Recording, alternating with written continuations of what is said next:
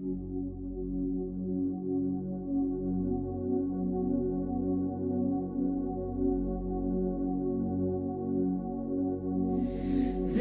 sings my soul, my Savior God, to thee.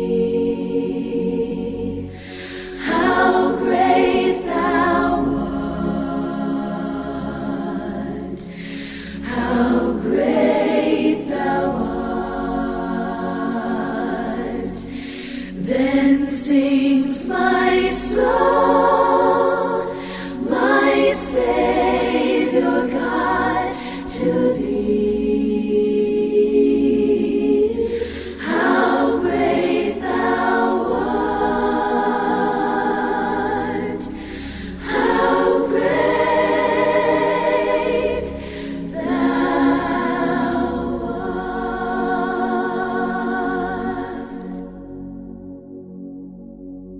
Bwana asifiwe. Amen. Biblia inasema Yesu yuko hai siku zote ili atuombee. Kwa hivyo Yesu ndiye anatuombea na yuko hai siku zote. Yeye azeeki, yeye agojeki, yeye haisi njaa na yeye hafi. Yeye yuko hai siku zote. Kwa hivyo mwombezi wetu ni Yesu. Na dunia nzima tunafaa kumwangalia Yesu kwa ajili ya msamaha wa dhambi. Kutoka dhambi zetu kwa Yesu. Maana Biblia inasema Yesu yuko hai siku zote ili atuombee. Yohana wa kwanza 2 mstari wa kwanza. Yohana wa kwanza. Ndugu na dada watazamaji, mahali popote mnategea mkanda huu wa 5, mtumishi wa Mungu Franklin Njeru anakuja tena kukaribisha ili tuendelee na mfululizo wa unabii wa kitabu cha Danieli. Mambo yaliyotabiriwa ni yatatimia katika siku zetu za mwisho tunamoishi. Kabla hayo tuweze kuomba. Tunaomba. Mtakatifu na Baba wetu ishie mahali pa juu mbinguni, tunakushukuru kwa sababu nyingine ambayo umetujalia kuweza kuwa hai na tuje ili tuweze kusikia ukineno nasi kupitia kwa neno lako. Tunaomba utusamehe dhambi, uovu, wasi, ukaenda upumbavu ya kila aina ambao labda tumekutendea, kutendeana na kutendea wengine, hivi kwamba tunapoenda kusikiza mkanda huu uweze kuwa mibaraka mikubwa katika maisha ya kila anayesikia, na hata uweze kulitumia kama chombo chao. Mapenzi yako yatimizwa kupitia Yesu Kristo tumeomba tukiamini. Amen. Asante sana. Tunawakaribisha tena wapenzi katika mkanda huu wa 5. Kama vile nimekwisha kuelezea katika utangulizi ya kwamba ni mkanda wa 5 baada ya kuwa na mfululizo wa mikanda ya kiunabii ambao ni unabii wa kitabu cha Danieli. Tumekuwa na mikanda 4 katika unabii wa kitabu cha Danieli. Mkanda wa kwanza uliongea kuhusu utambulizi wa unabii na ukaweza kuzungumzia unabii wa kitabu cha Danieli sura ya kwanza, na zaidi pia ukazungumzia unabii wa kitabu cha Danieli sura ya 2 ambao ndio ndoto tuliona Mungu aliotesha mfalme Nebukadneza na akatafsiriwa Danieli, akafunua historia ya dunia vile itakavyokuwa kuanzia wakati wa kina mfalme Nebukadneza miaka 606 BC. Mungu akafunua historia ya dunia nzima mpaka wakati Yesu atarudi. Jewa ili ambao tuliona ufalme wa Yesu ambao unakuja na umalize falme zote za dunia. Hayo yote tuliyaona katika mkanda wa kwanza. Tukaingia mkanda wa 2, tukaona wanyama wakubwa 4 katika kitabu cha Danieli 7, na tukaweza kuona mnyama huyu wa kwanza tukamshughulikia ufalme wa kwanza kutawala dunia ambao ndio tu Mungu alikuwa ameonyesha Nebukadneza kwa njia ya mfano ya kichwa cha dhahabu, lakini sasa kaurudia kwa Danieli kwa njia ya wanyama 4, lakini ufalme wa kwanza ukalinganishwa na mnyama wa kwanza simba, ufalme wa Nebukadneza ambao tuliona ufalme wa Babeli. Hayo yote tukayaona na mambo yaliyokuwa ndani ya ufalme wa Babeli kama ibada ya sanamu na sherehe ya tarehe 25 Disemba. Hayo yote tuliyaona katika mkanda wa 2. Tukaingia mkanda wa 3, tukaangalia kuhusu wanyama wawili ambao ni ufalme wa 2 na wa 3 kutawala dunia, ufalme wa Medo na Wajemi, Medo Persia, uliotawala mwaka 530 BC mpaka mwaka 312 BC. Na tukaingia pia katika huo mkanda wa 3 katika ufalme wa 3 kutawala dunia, ufalme wa Kinani ama ufalme wa Kigiriki. Hayo yote tukayaona na mambo yaliyokuwa ndani ya falme hizi zote yakazungumziwa pale. Mkanda wa 4 tukaweza kuingia katika mnyama huyu wa nne, ufalme wa nne kutawala dunia, ambao ni ufalme wa Kirumi, na tukaweza kuangalia pia kuhusu pembe ndogo, ambao tuliona ni serikali ya mpinga Kristo ambayo ilitokea katika ufalme wa Kirumi, na ikaonekana itakuwa tofauti na zingine, na ilionekana tena ina masikio.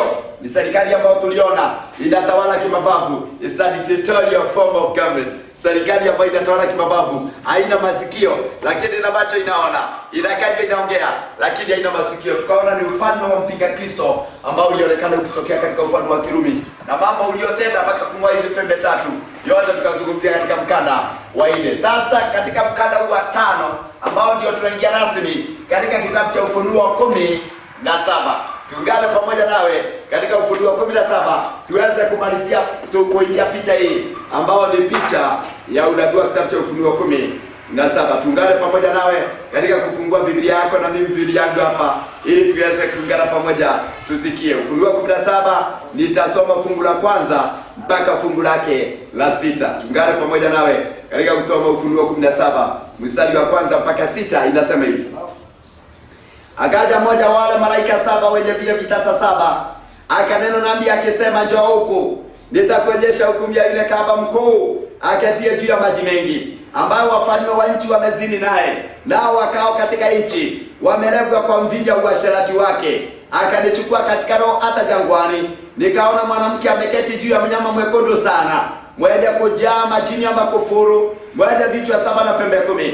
Na mwanamke yule alikuwa amevikwa nguo ya rangi ya zambarau na jekundu, amepambwa kwa dhahabu na kitu cha thamani na lulu, naye alikuwa na kikombe cha dhahabu mkononi mwake kilichojawa na machukizo na machafu ya uasherati wake. Na katika kipaji cha uso wake alikuwa na jina limeandikwa la siri, Babeli mkuu, mama wa makahaba na machukizi ya nchi. Nikamwona yule mwanamke amelewa kwa damu ya watakatifu na kwa damu ya mashahidi wa Yesu. Nami nilipomwona nikastaajabu ajabu kuu. Na yule malaika akaniambia, kwani kustaajabu? Nitakuambia siri ya mwanamke huyu, ni ya mnyama huyu amchukuaye, mwenye vile vichwa 7 na zile pembe 10. Mungu abariki neno lake. Sikia ndugu na dada mtazamaji, unabii wa kitabu cha Ufunuo 17 unaelezea kuhusu hii picha ambayo unaiona hapa mbele. Neno la Mungu likasema, Yohana akaweza kuchukuliwa katika roho na malaika. Yeye mwenyewe akaweza kuonyeshwa kwanza mwanamke anaitwa kahaba mkuu. Fungu la kwanza na la pili kasema ni kahaba mkuu anayeketi juu ya maji mengi. Jambo la kwanza, Yohana alionyeshwa kahaba mkubwa, na huyo kahaba mkubwa Biblia inasema ameketi juu ya maji mengi. Na Biblia ikasema hiyo fungu la pili, ambao wafalme wa nchi wamezini naye. Sikia ndugu na mtazamaji, kama huyo mkuu, neno la Mungu linasema wafalme wa nchi, marais wote wa dunia wamezini naye. Na huo ndio ukweli wa mambo. Biblia ikosei wala idagani. Wafalme wote wa nchi wamezini naye. Hiyo ni lugha ya kiunabii na ni ukweli wa mambo. Watu wamezini naye. Na Biblia ikaendelea kusema wale wakao juu ya nchi, wale ambao wanaongozwa na wafalme hao, wamerevwa na mvinyo ya uasherati wake. Hii ni mambo gani sasa? Ndio sasa Yohana anafunuliwa mambo wazi wazi katika mstari wa 3.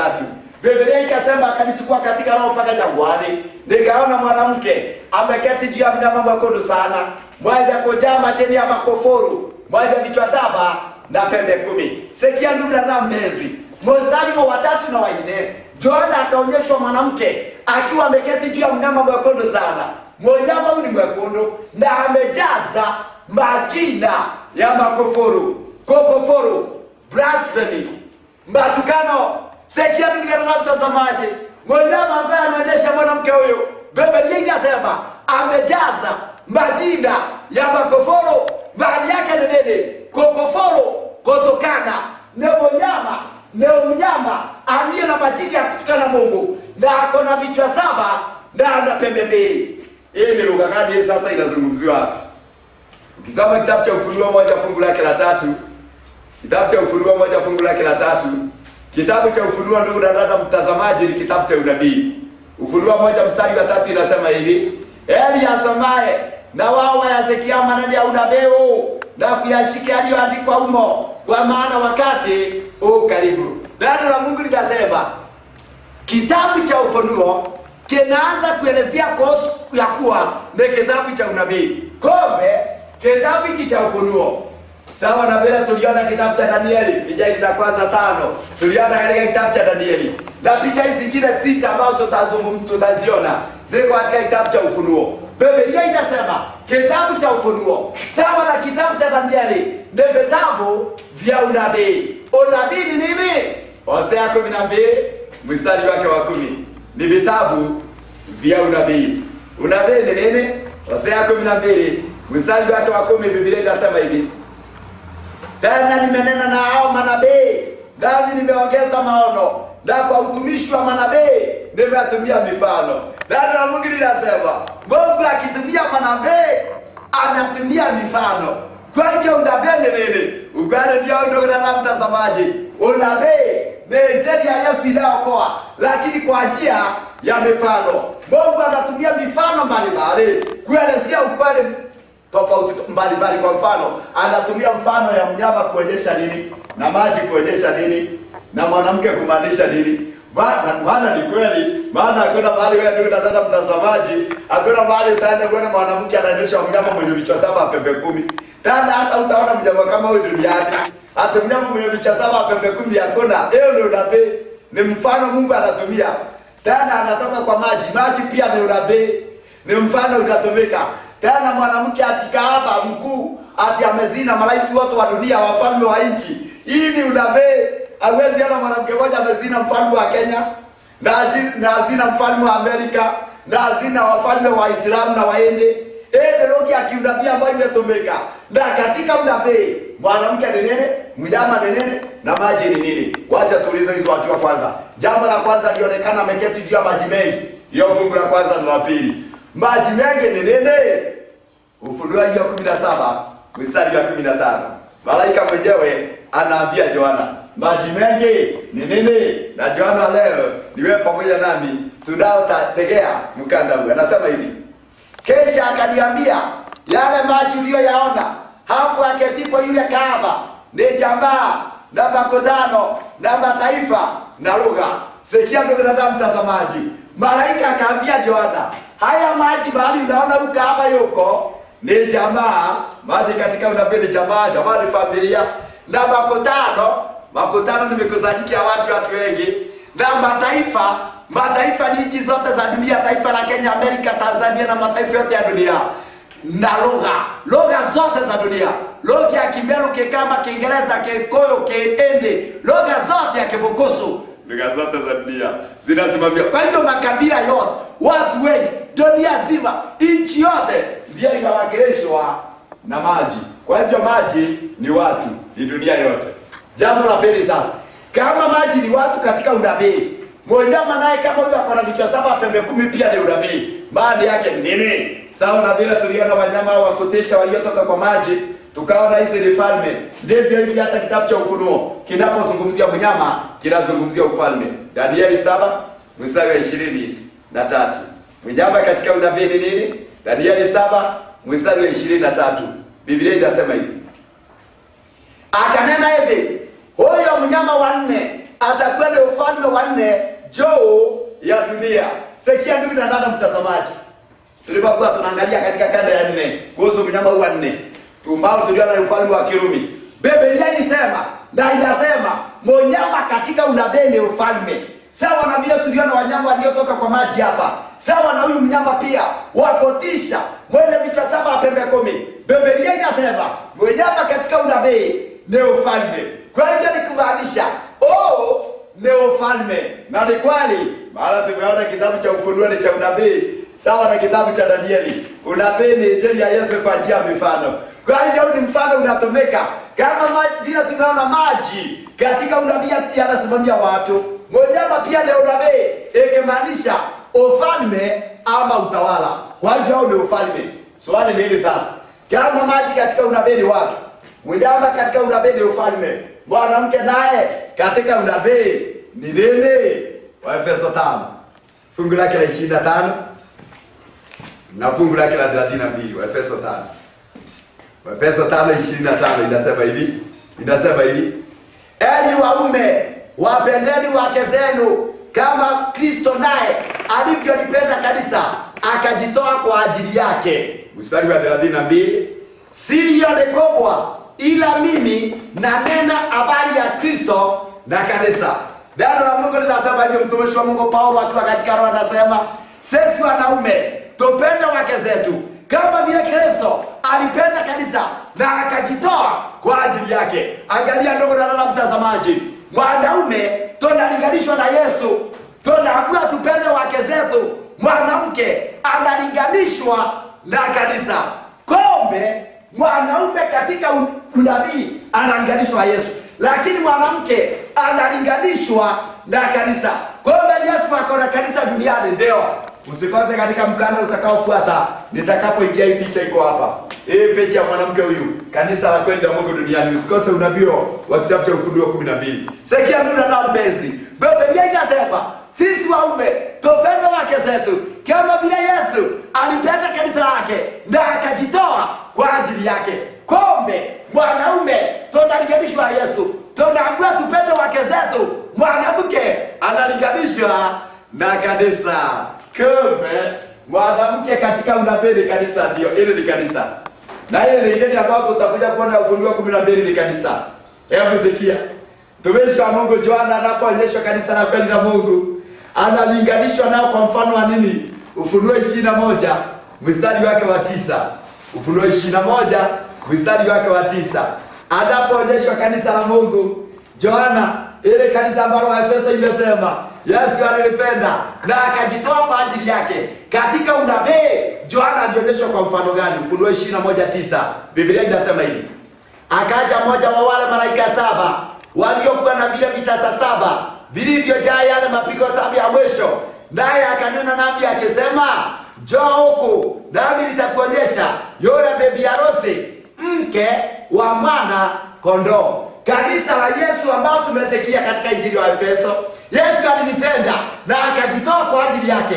Katika unabii Yohana akaonyeshwa kanisa hilo ni mke wa mwana kondoo, anaitwa bibi harusi, mke wa mwana kondoo. Mke, Yesu analinganishwa na kijana bwana harusi, anakuja kuoa mke wake, kanisa lake, bibi harusi. Na ni kweli, kumbe mwanamke katika unabii kanisa ndio.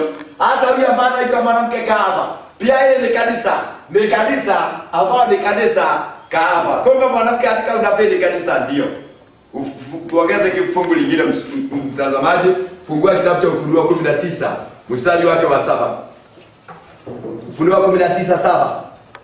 Na tufurahi tukashangilie, tukampe utukufu wake, kwa kuwa harusi ya mwanakondoo imekuja na mkewe amejiweka tayari. Sikia ndugu na mtazamaji, tufurahi tushangilie, tupatie Mungu utukufu wake. Kwa nini? Neno la Mungu linasema harusi ya mwanakondoo imekuja. Mwanakondoo ni Yesu. Harusi ya Yesu imekuja na mkewe, mke wa Yesu. Kanisa la Yesu limejiweka tayari. Kwamba mwanamke katika unabii analinganishwa na kanisa. Hili ni kanisa, na pia hili mwanamke kama pia ni kanisa. Kwa hivyo sasa hili ni kanisa ambalo Yohana anaonyeshwa, ambalo ni mwanamke anaonyeshwa na mnyama. Ni kanisa linaloendeshwa na serikali, tena limekalia maji mengi, liko dunia nzima, kila mahali duniani liko. Tena ni kanisa kahaba, linaendeshwa na mnyama, na lenyewe liko kila mahali duniani. Swali ni hili sasa, hili kanisa ni kanisa gani? Kabla tupige hatua sana, hili kanisa ambalo Yohana anaonyeshwa linainganishwa mwanamke kahaba na linaendeshwa mnyama ambao ni ufalme, na liko kila mahali duniani. Kanisa hili ni kanisa gani? Ufunuo 17 mstari wake wa 18. Wacha tuulize Biblia kwanza, ili tunaposhughulikia mambo mengine pale tuweze kuwa tayari tunashughulikia kanisa gani ambao tayari wewe umejua. Maana tumeona maji katika unabii watu, mnyama katika unabii ufalme, na mwanamke katika unabii kanisa. Kwa hivyo hili kanisa inaendeshwa na ufalme na limekalia dunia nzima. Swali ni hili sasa, hili kanisa ni kanisa gani? Ufunuo 17 mstari wa 18. Ufunuo 17 mstari wa 18. Wacha malaika mwenyewe aseme, sio binadamu yote atakayesema hilo ni kanisa gani ambayo inaitwa kahaba, lakini Biblia yenyewe iseme. Inasema hivi, na yule mwanamke uliyemwona ni mji ule mkubwa wenye ufalme juu ya wafalme wa nchi. Nataka kurudia hiyo sentensi tena, ya Ufunuo 17 fungu la 18. Na yule mwanamke uliyemwona ni mji ule mkubwa wenye ufalme juu ya wafalme wa nchi. Sikia ndugu na mtazamaji, Yohana anaambiwa, wewe mwanamke ambaye umeona, yaani mwanamke ukahaba anaendeshwa na mnyama na amezina wafalme na ameharibu dunia nzima. Maana mstari wa 5 ilisema anaitwa machukizo ya nchi, ataharibu dunia nzima.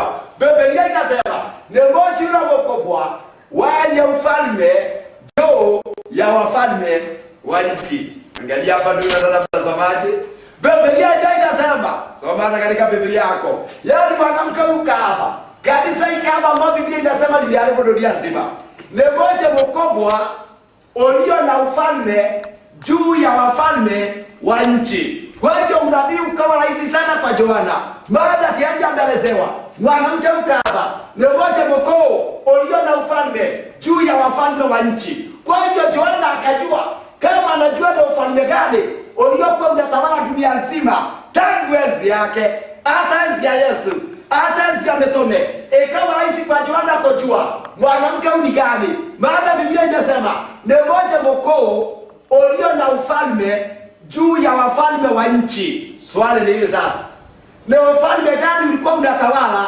wafalme wote wa nchi? Maana ufalme huo ndio mji wake mkuu, ndio hii mwanamke kahaba. Ufalme huo uliokuwa unatawala dunia nzima ni gani? Tangu wakati wa Yohana. Maana malaika anaambia Yohana, mwanamke huyo kahaba ni mji mkuu ulio na ufalme juu ya wafalme wa nchi. Swali ni hili sasa, ni ufalme gani ulikuwa unatawala dunia nzima? Yohana mwenyewe atuambia katika kitabu cha Yohana Injili ya Yohana 11. Huyo Yohana aseme. Yohana Injili 11 mstari wa 47 na mstari wa 48. Yohana Injili 11 mstari wa 47 na mstari wa 48 inasema hivi: basi wakuu wa makuhani na Mafarisayo wakakusanya baraza, wakasema, tunafanya nini? Maana mtu huyu wafanya ishara nyingi. Tukimwacha hivi, watu wote watamwamini, na Warumi watakuja, watatuondolea mahali petu na taifa letu.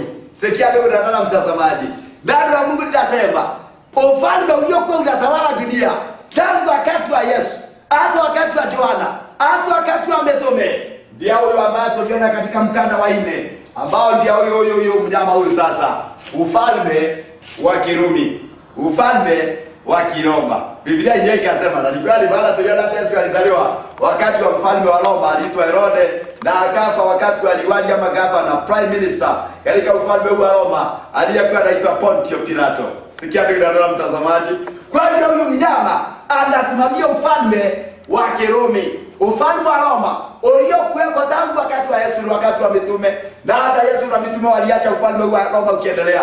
Maana ndio mnyama wa 4 ambao tuliona katika mkanda wa 4, ufalme wa 4, ufalme wa Kirumi uliotokea kutawala dunia. Kwa hivyo mnyama huyu sasa ni ufalme wa Kirumi, na ndio ulikuwa unatawala dunia yote, ambao ndio maji mengi dunia yote. Sasa Biblia ikasema mwanamke huyu kahaba ni mmoja mkuu wa ufalme. Biblia inasema mwanamke huyu ni mji ule mkubwa wenye ufalme juu ya wafalme wa nchi. Ufalme uliotawala dunia nzima ni ufalme wa Kirumi. Sasa swali linakuja namna hii, mji mkuu wa Roma ni gani? Maana kama ukiulizwa mji mkuu hapa kwetu Kenya, utasema ni Nairobi. Ukiulizwa mji mkuu wa Tanzania pale, utasema ni Dar es Salaam. Ukiulizwa miji mikuu ya nchi nyingi, utajua. Swali ni hili sasa, unaulizwa swali la Israeli namna hii. Biblia inasema mwanamke ukahaba ni mji ule mkubwa wenye ufalme juu ya wafalme wa nchi. Mji mkuu wa Roma ni gani? Maana mjama tunaona ni ufalme wa Kiroma, ndio ulikuwa unatawala dunia nzima. Sasa Yohana anaambia mwanamke ukahaba ni mji mkuu wa Roma.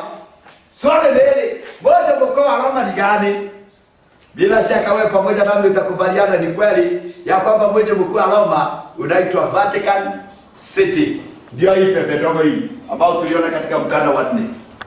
Mji mkuu wa Roma, mji mkuu wa Roma ndio hii pepe ndogo Vatican. Na ni kweli baada tuliona katika pembe hizi 10 kulitokea na pembe ndogo na ikakua na ikawa hodari kuliko zingine. Hiyo tuliona Danieli 7 mstari wa 20 na 21. Tukaona hii pembe ni serikali ya mpinga Kristo iliyotokea Roma, ambayo ikaonekana kubwa na ikakua ikashinda serikali zingine za Europa, hata zingine za duniani kama ilivyo leo. Maana hivyo serikali ya mpinga Kristo, usikose nitakapofika namba 666 katika mikanda itakayofuata, vile Mungu atakavyojalia. Sikia leo na mtazamaji, kwamba mji mkuu wa Roma ndio hii pembe mdogo ambao ni mji wa Vatican. Na ndio mwanamke kahaba sasa. Kwa hiyo hii mwanamke kahaba ni mji wa Vatican.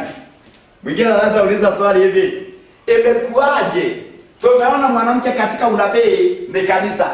Imekuaje tena mwanamke katika unabii ni Vatican? Maana yake ni nini? Ukweli wa mambo ndio ndugu dada mtazamaji. Vatican ni kanisa na serikali pamoja. Mhubiri unasema namna gani? Vatican. Kwa nini mwanamke ni mji tena ni kanisa? Ukweli ndio huo. Vatican ambayo ndio hii pembe ndogo ni serikali na kanisa pamoja. Vatican ni serikali na Vatican ni kanisa. Jambo la pili, anayetawala serikali ya Vatican, mmoja wa Vatican ambao ni papa ama popu, yeye huyo ndiye kiongozi wa kanisa ya Kirumi duniani. Ile kanisa la Kiroma lilianzishwa serikali ya Roma. Yeye ndiye kiongozi wa hiyo kanisa duniani.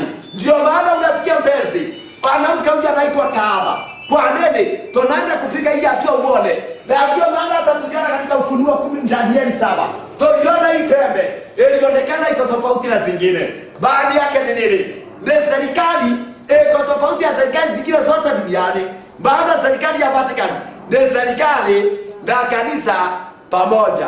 Na yule anatawala hiyo serikali ya Vatican anaitwa papa ama popu.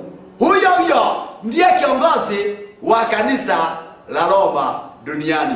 Ni kiongozi wa kanisa na ni kiongozi wa serikali. Na ndio maana tuliona hajaonekana mwingine kama huyu. Hajaonekana mwingine kama huyu. Hii ndio serikali ya mpinga Kristo Antichrist. Ya mwenye ni namba 666 inaitwa papacy, ambayo tuliona papacy ndio hii muunganiko. It is a religion that is fundamentally a union of church and state. Hiyo ndio papacy, na ndio hii ambayo inaongozwa na mpinga Kristo huyu, na ndio hii pembe ndogo hii, na ndio hii kanisa lake sasa. Kombe katika unabii wa Ufunuo 17. Nendele Yohana anaonyeshwa sasa. Yohana anaonyeshwa na Yesu kanisa la mpinga Kristo. Na hilo hili kanisa ambalo linalinganishwa mwanamke kahaba wa Ufunuo 17, kanisa la Kirumi. Nataka kuprove tena kwa njia ya pili ili uweze kuona hili kanisa la Roma lilioanzishwa serikali ya Roma. Na makao yake makuu ndio hiyo mji mkuu wa Roma ambao ni Vatican. Na hapo ndio kiongozi wao mwenye 666 anakaa. Na hili jina lake tutakuja kuliona nitakapofika hapa. Sikia leo unadala mtazamaji. Je, tutawezaje kujua tena kwa proof nyingine ya kwamba hii Ufunuo 17 inaongea kuhusu kanisa la Roma na serikali ya Roma? Turudi katika hiyo unabii wa Ufunuo 17 fungu lake la 3. Ufunuo 17 mstari wake wa 3. Rudi mahali tulikuwa, Ufunuo 17 mstari wa 3. Biblia inasema namna gani? Twende pamoja nawe katika Biblia yangu na Biblia yako. Ufunuo 17 mstari wa 3. Biblia inasema hivi: akanichukua katika roho hata jangwani, nikaona mwanamke ameketi juu ya mnyama mwekundu sana, mwenye kujaa majini ya makoforo, mwenye vichwa 7 na pembe 10. Sikia ndio dada mtazamaji. Neno la Mungu linasema, Yohana akachukua katika roho mpaka jangwani, akaona mwanamke ameketi juu ya mnyama mwekundu sana, mwenye kujaa majina ya makoforo. Shika hilo neno. Hiyo mstari wa 3 peke yake. Mnyama anayeonyesha mwanamke huyu, Yohana anaambiwa na malaika. Na Yohana leo ni wewe pamoja nami ndugu na damu mpenzi, tunaosoma unabii na tunaotazama mkanda huu. Neno la Mungu linasema, Yohana akaambiwa ya kwamba akaonyeshwa mwanamke ameketi juu ya mnyama mwekundu sana, mwenye kujaa majina ya makoforo. Swali ni hili: majina yamejaa kwa huyu mnyama? Haya majina ya kokoforo. Kokoforo ni nini? Kupitia kwa hiyo majina peke yake yatatusaidia kujua huyu mnyama ni mnyama gani, ufalme ni ufalme gani. Biblia ikasema amejaza majina ya makufuru. Kukufuru ni nini? Tuende kitabu cha Yohana Injili 10 mstari wake wa 33. Mnyama ambaye anaendesha mwanamke huyo, Biblia inasema amejaza majina ya makufuru. Kukufuru ni nini? Yohana Injili 10 mstari wa 33, Biblia inasema hivi: Wayahudi wakamjibu, kwa ajili ya kazi njema hatukupigi kwa mawe, bali kwa kukufuru, na kwa sababu ya uliye mwanadamu wajifanya mwenyewe o Mungu. Sikia ndugu na dada mtazamaji, Biblia inasema mwanadamu akijifanya Mungu, huyo binadamu anakufuru Mungu. Hapo walikuwa Wayahudi, maana walikuwa wengi wamekataa kujua Yesu kama mwana wa Mungu. Walikuwa naona tu ni mtoto wa Maria. Sasa Yesu alipoambia yule mgonjwa aondoke akichukua godoro amesamehewa dhambi, wakachukua mawe wanataka kumpiga, wakimwambia kwamba amekufuru. Yesu akamwambia hapana, yeye hajakufuru. Kwa nini? Wakamwambia wewe ni mwanadamu na unajifanya Mungu. Kwa hivyo ilieleweka, na ndio ukweli wa mambo. Mwanadamu akijifanya Mungu na ni mwanadamu ya kawaida kama wewe labda ama mimi, sisi ni wanadamu. Toke mtu akijifanya Mungu, binadamu kama huyo anakufuru Mungu, anatukana Mungu. Kumbe mnyama huyu sasa, Biblia ikisema amejaza majina ya makufuru. Maana yake ni nini? Ni ufalme ambao uko na binadamu na anajifanya Mungu. Na ufalme uko duniani ndio, na uko na binadamu anajifanya Mungu. Ndio maana na majina ya makufuru. Ufalme ambao uko na binadamu na anajifanya Mungu. Kwa njia gani? Kukufuru maana ya pili, Luka 5 mstari wa 21. Luka 5 mstari wa 21. Luka 5 mstari wa 21. Luka 5 mstari wake wa 21. Biblia inasema hivi: basi wale waandishi na Mafarisayo wakaanza kuhojiana wakisema, ni nani wewe asemaye maneno ya makufuru? Ni nani awezaye kusamehe dhambi isipokuwa Mungu peke yake? Bwana asifiwe. Amen. Biblia inasema mwanadamu akidai kusamehe dhambi, huyo binadamu anakufuru Mungu, anatukana Mungu. Nimejua sasa. Kumbe na hata na mbele kuna kitu umeshika. Mnyama huyu ana majina ya makufuru. Maana yake ni nini? Ni ufalme una binadamu anadai kusamehe dhambi. Mwanadamu anajifanya Mungu, anadai kusamehe dhambi. Na sio hiyo peke yake, anajifanya Mungu kwa njia gani? Na ndio kumbe sasa ndio itaeleweka. Kumbe hili ndilo kanisa lake sasa. Kumbe ndio kanisa la mpinga Kristo. Maana tuliambiwa katika Ufunuo wa Thesalonike, twende kitabu cha Thesalonike, mtumishi wa Mungu Paulo akiwa katika roho anapoongea kuhusu mpinga Kristo mwenye namba 666, anaongea kuhusu nini? Sikia ndio na mtazamaji, wa Thesalonike wa pili 2 mstari wake wa 3 na wa 4. Wa Thesalonike wa pili 2 mstari wake wa 3 na wa 4. Biblia inasema hivi: mtu awaye yote asiwadanganye kwa njia yoyote, maana aeje usipokuja kwanza ule ukengeufu akafunulia yule mtu wa kuasi, bwana wa uharibifu, yule mpingamizi ajiinua nafsi yake juu ya kile kiitwacho Mungu ama kuabudiwa, hata yeye majawa kuketi katika hekalu la Mungu akijionyesha nafsi yake kana kwamba yeye ndiye Mungu. Biblia inapozungumzia kuhusu mpinga Kristo mbezi, moja inamba 666, neno la Mungu linasema ni mtu ameketi kwa hekalu, watu wanamwabudu akijifanya Mungu. Angalia mambo manne. Mpinga Kristo ni mtu. Jambo la kwanza ni mtu ameketi kwa hekalu. Hekalu ni kanisa, na hili ndilo hekalu lake. Mwanamke wa Ufunuo 17, ewe ndio kanisa la mpinga Kristo. Moja inamba 666, ewe ndio hekalu la pembe ndogo ambao tuliona katika mkanda wa 4. Angalia mpenzi, kumbe hili ndio kanisa la mpinga Kristo. Ndio Biblia inasema mpinga Kristo ni mtu ameketi kwa hekalu, watu wanamwabudu akijifanya Mungu. Kumbe sasa nimeona sasa. Kumbe ndio maana katika Ufunuo 17 sasa Yohana anaonyeshwa hekalu ama kanisa la mpinga Kristo, ambalo ndio hili kanisa lililoanzishwa na serikali ya Kirumi, the Roman Empire, ikaanzisha the Roman Church. Baadaye ikaitwa Catholic, na nilikuelezea katika mkanda uliopita. Neno Catholic inamaanisha popote pale, everywhere. Ilikuwa ni mpango wa Warumi kipindi cha zama za giza, wakati ilikuwa inaanzisha hilo kanisa, kufanya watu wote na dunia nzima waweze kuwa Waroma. Kupitia kwa mateso, Wakristo wakwenda kateswa kipindi cha zama za giza, na tutaona hayo pia, maana tutafika mstari wa 6 utasikia kuya vile mwanamke huyu alitesa. Sikia mpenzi, kumbe ndio maana kanisa hili ni kanisa la mpinga Kristo. Neno hilo ambalo Yesu alionyesha Yohana kupitia kwa malaika wake, mwanamke ambaye aliendeshwa mnyama, ni kanisa la Kiroma lililoanzishwa na serikali ya Roma, na makao yake makuu yakawekwa katika mji mkuu wa Roma ambao ni Vatican.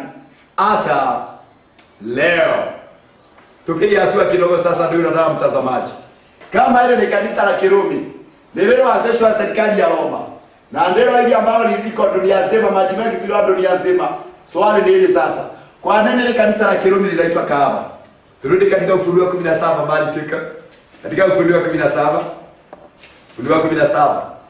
Fungu lile lake, tuanzie fungu lile lake la kwanza sasa, maana tumepiga hatua kidogo ili tupige hiyo hatua nyingine hapo chini. Ninaanza 1 mpaka 7. Akaja mmoja wale malaika 7, mmoja bila vitasa 7, akanena nami akisema, njoo huku, nitakuonyesha hukumu ya yule kahaba mkuu aketie juu ya maji mengi. Kwanza wacha nisimamie fungu la kwanza. Fungu la kwanza inasema ni kahaba mkuu aketie juu ya maji mengi. Maji tumeona katika mstari wa 15, tumeona maji ni watu wa dunia nzima. Lakini sasa huyu mwanamke anaitwa kahaba mkuu. Kwa nini kanisa la Kirumi liitwe kahaba mkuu na sio hiyo peke yake? Ukisoma fungu la 2 inasema amezina wafalme wa nchi, na fungu la 5 anaitwa mama wa makahaba. Kwa hiyo yeye ni kahaba mkuu, yeye ni kahaba. Kanisa la Kirumi Biblia inapozungumzia, inazungumzia kama kanisa kahaba. Swali, kwa nini linaitwa kahaba? Je, kwa kawaida ni wakati gani mwanamke huyu anaitwa kahaba? Ezekieli 16 mstari wa 32. Ezekieli 16 mstari wake wa 32. Ni wakati gani mwanamke huitwa kahaba? Ezekieli 16 mstari wa 32. Mke wa mtu azinie akaribishaye wageni badala ya mumewe.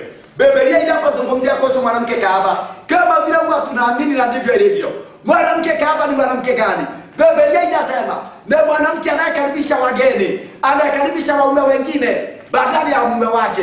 Kwa hivyo ni mwanamke ambaye ameacha mume wake wa ndoa, si mwaminifu kwa mume wake, ndiye anaitwa kahaba. Kanisa hili nalo la Kirumi linaitwa kahaba. Kwa nini linaitwa kahaba? Limeacha mume wake. Mume wa kanisa ni nani? Isaya 54 mstari wa 5. Isaya 54 mstari wa 5. Mke wa kanisa ni nani? Isaya 54 mstari wa 5. Biblia inasema hivi: kwa sababu muumba wako ni mume wako, Bwana wa majeshi ndilo jina lake, na mtakatifu wa Israeli ndiye mkombozi wako. Yeye ataitwa Mungu wa dunia yote. Biblia inasema muumbaji wetu, yeye ndiye mume wetu. Bwana wa majeshi ndilo jina lake, na mtakatifu wa Israeli, Yesu mwokozi wa dunia nzima, yeye ndiye mkombozi wetu. Kumbe Mungu wetu ndiye mume wetu. Ndio kanisa limeacha Yesu, limeacha Mungu. Nimejua sasa. Kumbe ndio maana mwanamke anaitwa kahaba. Ndio kwa nini? Ni kanisa ambalo limeacha mume wake, limeacha mume wake, na mume wetu ni Mungu. Sikia ndugu na dada mtazamaji, hata kama labda wewe hujaoa ama hujaolewa, kumbuka kwamba wewe uko na mume wako ambaye ni Mungu. Mume wetu ni Mungu. Wewe umeoa ama hujaolewa, Biblia inasema hata uwe mama mjane, Biblia inasema lazima tuweze kuwa waaminifu kwa mume wetu. Mume wetu ni nani? Neno la Mungu linasema Mungu yeye ndiye mume wetu. Yesu mwokozi wetu, yeye ndiye mume wetu. Lazima tuweze kuwa waaminifu kwa mume wetu ambaye ni Mungu. Katika maisha yote, katika kazi zote, katika mipango yote, tuhakikishe hatujaenda kinyume cha mume wetu ambaye ni Mungu. Kumbe ile kanisa sasa ni kanisa limeacha mume wake, ambao ni kanisa limeacha Mungu. Swali nini sasa? Kama limeacha Mungu, limeacha Mungu kwa njia gani? Na ndio maana inaitwa kahaba. Limeacha Mungu kwa njia gani? Angalia kitabu ambacho ni kitabu cha Yohana, Injili 1 fungu la kwanza. Kanisa hili limeacha Mungu kwa njia gani? Yohana Injili 1 mstari wake wa kwanza. Biblia inasema namna hii, Yohana Injili 1 mstari wake wa kwanza. Biblia inasema hivi: hapo mwanzo kulikuweko neno, naye neno alikuwako kwa Mungu, naye neno alikuwa Mungu. Mstari wa 14, naye neno alifanyika mwili akakaa kwetu, nasi tukauona utukufu wake, utukufu kama mwana pekee atokaye kwa Baba, amejaa neema na kweli. Neno la Mungu linasema hapo mwanzo kulikuwa na neno, naye neno alikuwa kwa Mungu, naye neno alikuwa Mungu. Neno ina maana mbili. Fungu la 14 ikasema neno akafanyika mwili akakaa kwetu, tukaona utukufu wake, utukufu kama mwana pekee atokaye kwa Baba, amejaa neema na kweli. Kwa hivyo neno, jambo la kwanza ni Yesu. Yesu. Neno ni Yesu. Na neno ni Mungu. Yesu ni Mungu. Na ni kweli, maana ukisoma hata fungu la 18 hapo chini inasema ya kwamba Yesu ni Mungu Mwana. Kwa hivyo Yesu ni Mungu Mwana. Katika Utatu Mtakatifu, Mungu Baba, Mwana, Roho Mtakatifu, Yesu ni Mungu Mwana. Hiyo Yohana 1 fungu la 18 inasema Yesu ni Mungu Mwana. Angalia mpenzi. Sasa angalia mpenzi. Kombe mwanamke huyo anaitwa kahaba kwa nini? Kanisa ile ya Kirumi linaitwa kahaba maana limeacha Mungu. Yesu ni Mungu. Limeacha Yesu. Limeacha Yesu kwa njia gani? Waebrania 7 mstari wa 25. Ili kanisa limeacha Yesu kwa njia gani? Waebrania 7 mstari wake wa 25. Biblia inasema hivi: naye kwa sababu aweza kuokoa kabisa wao wamjiao Mungu kwa yeye, maana yuai siku zote ili awaombee. Bwana asifiwe. Amen. Biblia inasema Yesu yuko hai siku zote ili atuombee. Kwa hivyo Yesu ndiye anatuombea na yuko hai siku zote. Yeye azeeki, yeye agonjeki, yeye haisi njaa na yeye hafi. Yeye yuko hai siku zote. Kumbe mwombezi wetu ni Yesu. Na dunia nzima tunafaa kumwangalia Yesu kwa ajili ya msamaha wa dhambi, kutoka dhambi zetu kwa Yesu. Maana Biblia inasema Yesu yuko hai siku zote ili atuombee. Yohana wa kwanza 2 mstari wa kwanza. Yohana wa kwanza 2 fungu lake la kwanza. Yohana wa kwanza 2 mstari wake wa kwanza na wa pili inasema hivi: watoto wangu wadogo, na waandikia haya ili kwamba msitende dhambi. Na kama mtu akitenda dhambi, tunaye mwombezi kwa Baba, Yesu Kristo mwenye haki. Fungu la pili, naye ndiye kipatanisho kwa dhambi zetu, wala si kwa dhambi zetu tu, bali na kwa dhambi za ulimwengu wote. Bwana asifiwe sana. Amen. Biblia inasema tunaitwa watoto wa Mungu wadogo, tunaandikiwa mambo ili tusitende dhambi. Na mtu yeyote akitenda dhambi, wewe ndugu dada mtazamaji ama mimi, ukute labda umeteleza kwa njia moja ama nyingine, labda umetenda dhambi hata ukajikwaa, hata kwa kunena, hata kwa kutenda. Neno la Mungu linasema tunaye mwombezi kwa Baba, tunaye anatuombea kwa Baba juu mbinguni. Na neno la Mungu likasema ni Yesu Kristo mwenye haki. Mstari wa pili kasema yeye ndiye kipatanisho kwa dhambi zetu. Yeye ndiye anatupatanisha na Baba kwa habari ya mambo ya dhambi, na si dhambi zetu tu. Neno la Mungu likasema na kwa dhambi za dunia nzima. Dunia yote tumwangalia Yesu. Dunia yote tupeleke dhambi zetu kwa Yesu, mwana-kondoo wa Mungu anayechukua dhambi za dunia nzima. Huyo ndiye aliyetolewa kwa ajili ya dhambi za dunia nzima, Yesu Kristo mwenye haki. Biblia ikasema ni Yesu peke yake, yeye ndiye mwenye haki. Kwa nini? Mhubiri 7 mstari wa 20. Twenda pamoja nawe kitabu cha Mhubiri 7 mstari wake wa 20. Mhubiri 7 mstari wake wa 20. Sikia ndugu na dada mtazamaji, Na tuende pamoja nawe katika neno la Mungu, usikie maneno ya mambo ya kweli ya Mungu. Mhubiri 7:20 nasema hivi: bila shaka hakuna mwanadamu mwenye haki hapa duniani ambaye afanya mema asifanye dhambi. Biblia inasema dunia hii hakuna mwanadamu mwenye haki, hakuna mwanadamu anaweza sema ni mtakatifu, ya kwamba maisha yake yote anatenda mema tu, hajawahi tenda dhambi. Hakuna. Ndio maana Yohana alituambia mwenye haki ni moja, Yesu Kristo. Yeye ndiye aliishi dunia hii bila kutenda dhambi, hata kwa kuona, hata kwa kuwaza, hata kwa kula, hata kwa kunywa, hata kwa kuvaa, hata kwa kutembea, hata kwa kuketi, hata kwa kutenda, hata kwa kuonyesha kwa mikono. Angalia mpenzi, hata countenance ya Yesu hakutenda dhambi. Biblia inasema Yesu Kristo ndiye mwenye haki, na dunia hii hakuna mwenye haki.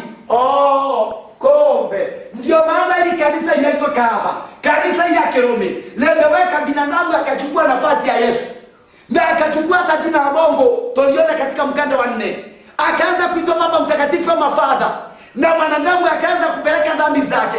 System ikatokea katika Roma, mpangilio ukatokea katika Roma wa mwanadamu kupeleka dhambi zake kwa binadamu wenzake kwa ajili ya msamaha wa dhambi, badala ya kumwangalia Yesu mwana kondoo wa Mungu anachukua dhambi za dunia nzima, anapatanisha watu wote. Badala ya dunia ielekezwe kwa Yesu, kanisa hilo linaelekeza watu kwa viongozi wa makanisa, na ndio maana anaitwa Kahaba. Amemwacha Yesu, ameacha Mungu, ameacha Yesu na kazi ambayo Yesu anafanya mbinguni ya kutupatanisha na Mungu. Badala yake mwanadamu akawekwa achukue nafasi ya Yesu kuombea watu na kupatanisha watu na Mungu. Warumi 3 mstari wa 23 na mstari wa 24. Warumi 3 mstari wa 23 na mstari wa 24. Warumi 3 mstari wa 23 na mstari wa 24. Biblia inasema hivi, ndugu na dada mtazamaji: kwa sababu wote wamefanya dhambi na kupungukiwa na utukufu wa Mungu, wanahesabiwa haki bure kwa neema yake kwa njia ya ukombozi ulio katika Kristo Yesu. Bwana asifiwe sana. Na Mungu anasema wote wamefanya dhambi na tumepungukiwa na utukufu wa Mungu, tunahesabiwa haki kwa neema ya Mungu kwa njia ya ukombozi ulio katika Yesu Kristo.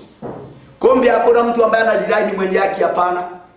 Dunia yote kupitia kwa wazazi wetu wa kwanza Adamu na Hawa walikula tundu wakatenda dhambi, na dunia yote ikaanguka kwa dhambi. Asili ya kila mwanadamu, human nature is sinful. Asili ya kila mwanadamu ya dhambi. Na ndio maana tunazeeka, ndio maana tunagonjeka, ndio maana ukichunwa unasikia uchungu, ndio maana ukigongwa na jiwe ukitembea unasikia uchungu.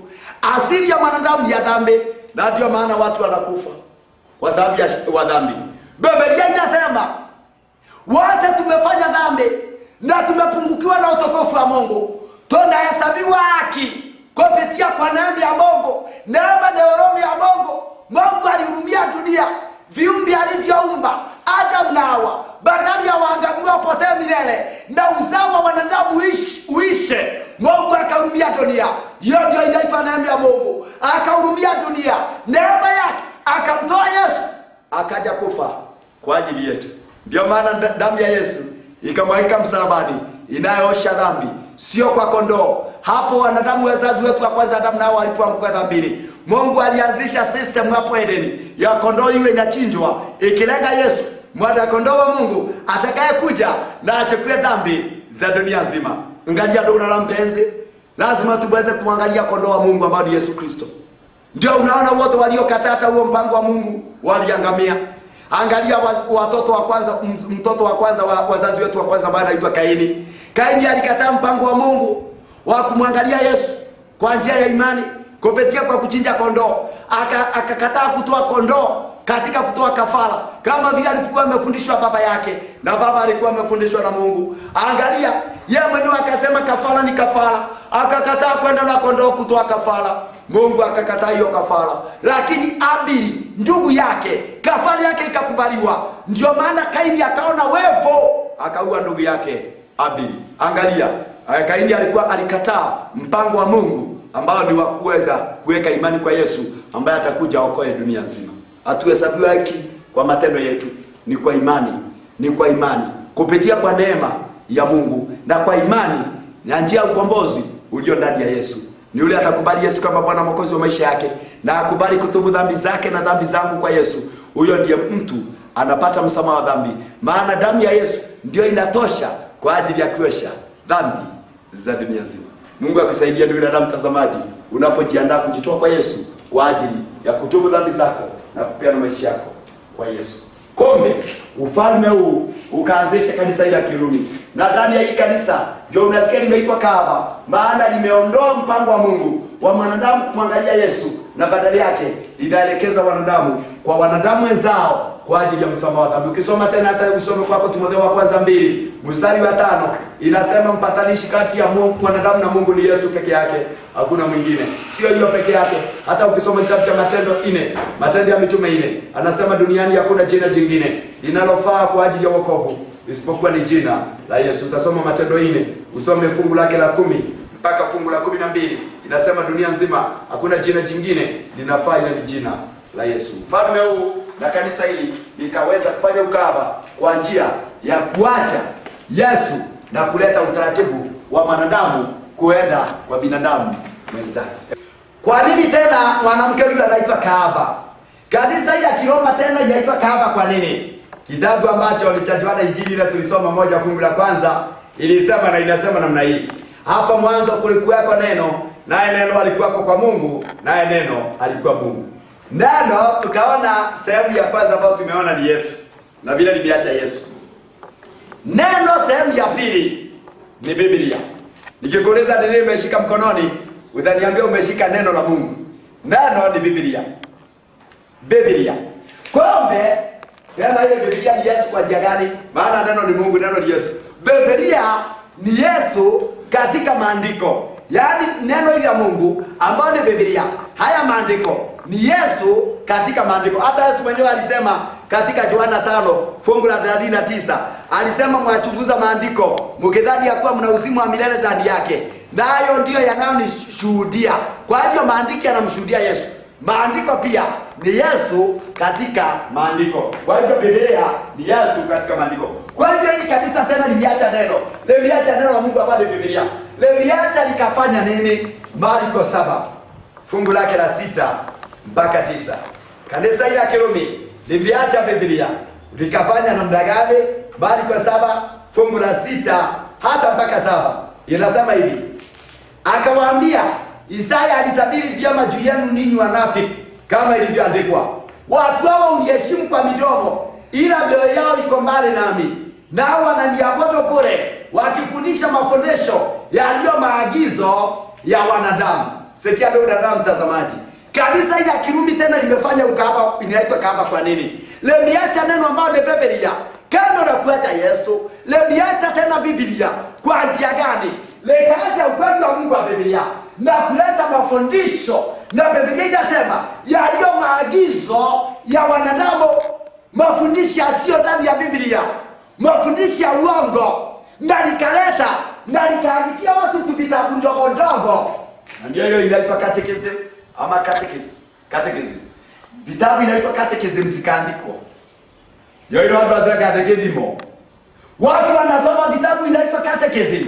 Na ndani ya hizo vitabu likapotoa ukweli wa Biblia. Kwa nini? Na katika hizo vitabu na mafundisho yake limeweka mafundisho yasiyoenda sawa na Biblia. Kwa mfano, mafundisho ya purgatory.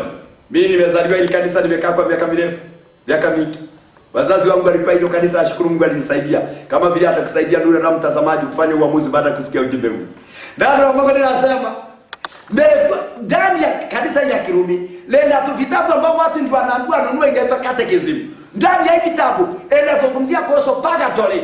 Ati mtu akifa, hata kama ni mwenye dhambi, roho yake inachomachoma purgatory, utoe pesa fulani kwa kiongozi wa kanisa ambao ni papa ama popu, amuombe. Inaitwa indulgence. Hata ndio walifanya hata wakati wa zama za giza na wakapata mali nyingi sana. Sikia, indulgence. Yaani katumia hiyo fedha ambayo ukitoa pesa fulani kiasi fulani, hata kama huyu ndugu yako, dada yako, baba yako, mama yako, mtoto wako, hata kama alikuwa ni kanisa, hiyo pesa umetoa, popa atamuombea kiongozi wa hiyo kanisa, ati aondoe hiyo roho yake mahali inachoma purgatory, aihamisha ipeleke mbinguni. Yale mafundisho ambayo iko kando ya Biblia, hakuna mafundisho kama yale. Sio hiyo peke yake. Tutakuja kuona vile nimefundisha watu na dunia yote ikalewa. Ate mtu akifa anaenda mbinguni. Haya mambo yote mweke mahali pema peponi. Mafundisho ya uongo yaliyoletwa na kanisa hili. Hebu sikia. Na ndio maana nikaacha Biblia. Na hata ukweli wa Mungu wa Biblia ukawekwa kando. Ndio maana anaitwa kahaba. Sio hiyo peke yake.